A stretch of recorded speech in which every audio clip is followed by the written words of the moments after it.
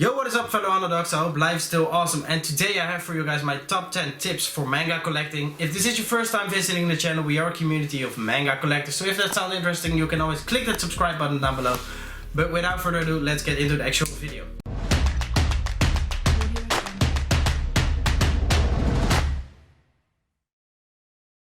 As someone who has been collecting for 4 years now, and someone who has struggled with collecting, I wanted to share with you guys my knowledge for manga collecting and the tips that I have to make manga collecting as enjoyable as it can be, because it's so super enjoyable. But let's start with number one, and that actually being budgeting. So what I do each month is I set out an amount of money that I can spend on buying manga. That way I won't get overboard and I won't get too much. Because I had a time that I went overboard, and that's nice, and I loved the amount of manga that I had that month.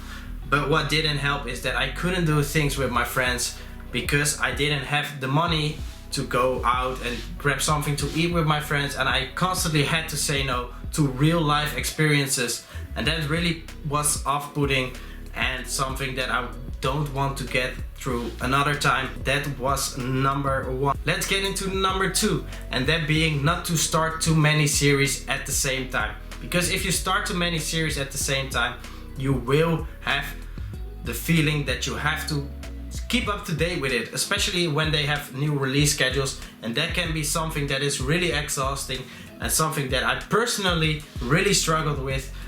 Nowadays it's different. That's something that could really make or break it, and something that could make you feel really negative because you are always behind on stuff, which is something that I have experienced personally and I didn't like, and I don't want you guys to go through. So that was tip number two. Number three is to find the deals, and I am not good at this personally.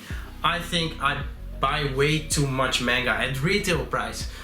But something that you could do is try to find the deals for the series that you want. This can either be second-hand manga or new manga. If you find great deals for series that you know that you want, I think that is something super nice to do, and something that could save you some money and you can be kind towards your wallet.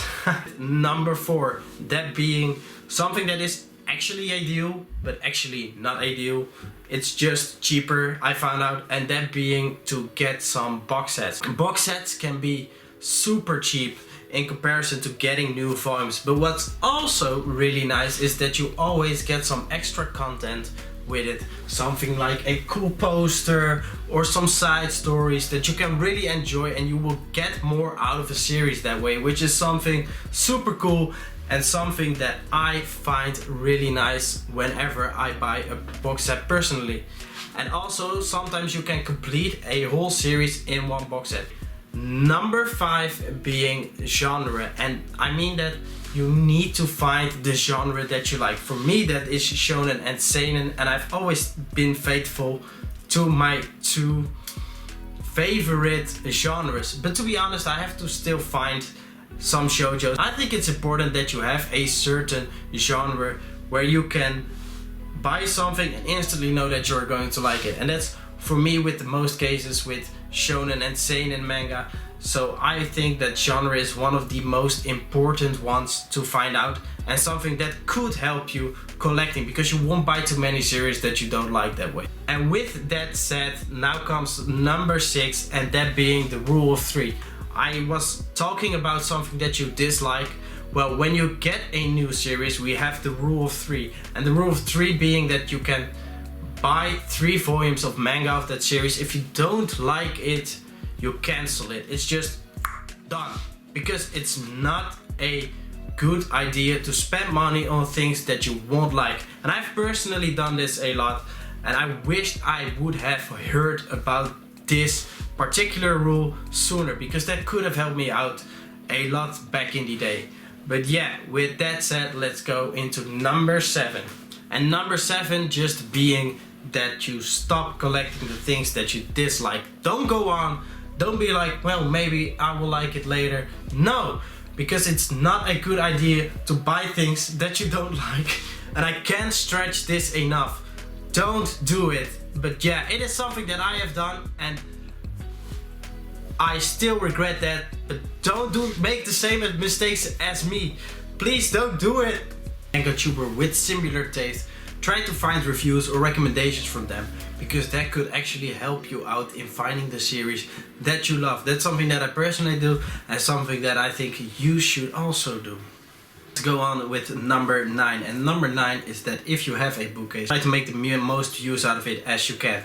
And with that I mean that if you have a lot of space left, then try to make extra shelves or buy extra shelves that you can put in. That's something that I did, and you can check that out in my reorganization of my manga collection, but that is something that could help you out. And number 10 is something that I can stretch enough, and something that gets overlooked probably a lot, and something that I wouldn't think of when I was young, and that being that I take pictures of my manga each month that I get something new.